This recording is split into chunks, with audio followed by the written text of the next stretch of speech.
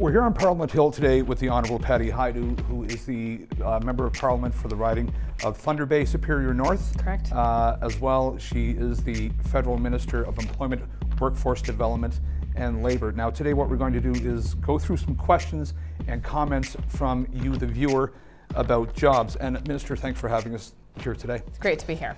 Well, let's get to our questions. And our first question comes from a GM worker in Oshawa. Minister, I want to know what you're going to do to make sure that good paying, good quality jobs stay in this country.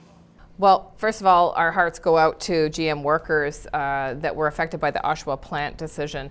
And I must say, I was at the Unifor conference in Thunder Bay, Ontario, and I will tell that worker that his colleagues are taking that cause forward no matter what riding they live in the country. And it was really affirming to hear Unifor talk about their brothers and sisters in Oshawa. I will say that obviously we've been working very closely with GM. You know, Minister Navdeep Bains has been meeting with the CEO of GM to talk about solutions going forward for Oshawa. But barring any solution that comes out of those conversations, we're always going to be standing with the workers of Oshawa. There are opportunities in other sectors. We have an aggressive skills training plan.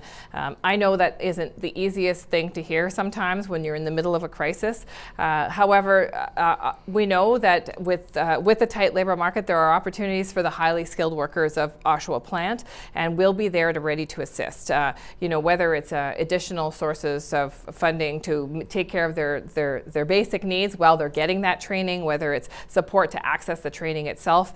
We know that with a little bit of retooling, we'll be able to position Oshawa workers to take advantage of new opportunities in new sectors. Having said that, we're not giving up on GM or on the plant.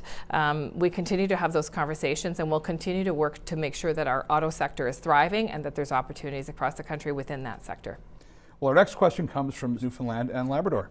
What are you going to do about the young people coming up that don't have the education, that are working for minimum wage and can't buy anything? They're going to food banks here. I'm in Newfoundland. They're going to food banks. They're stealing excavators, and then they're going and stealing the bank machines. What are you going to do about the young kids and the cost of living and employment?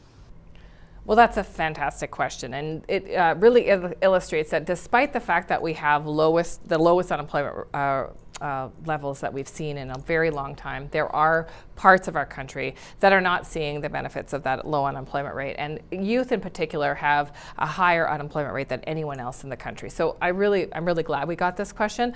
I will say that I smiled when she told us the story about the excavator and the ATM, and the reason I smiled is what entrepreneurship and what ingenuity, and sometimes it's around tapping into that entrepreneurship in a different way. So things that we've done to do that are boosting things like SkillsLink programs. SkillsLink programs deal directly with those kinds of young people that questioner was talking about. Young people have been left behind. People who haven't finished their education, who haven't had an opportunity to go to university or college, but have so much to offer and really want to be able to make a living for themselves and move forward in their careers. And so we have to target those investments. And we're doing that through increasing things like Canada Summer Jobs programming, for example. Some of the biggest barriers young people talk about is that first job on a resume. So by doubling Canada Summer Jobs so that over 70,000 kids get good quality jobs for the summer, these are the kinds of things that can help young people. And finally, I will say, you know, our investment on lowering costs of tuition, lowering costs of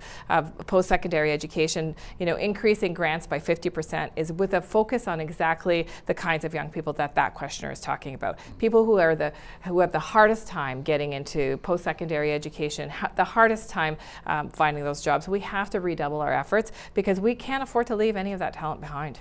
We have one last question. Michael Gelfand from Cookstown, Ontario, which is about an hour north of Toronto, writes, if Doug Ford passes some type of right-to-work style laws, what will your government do to protect unions?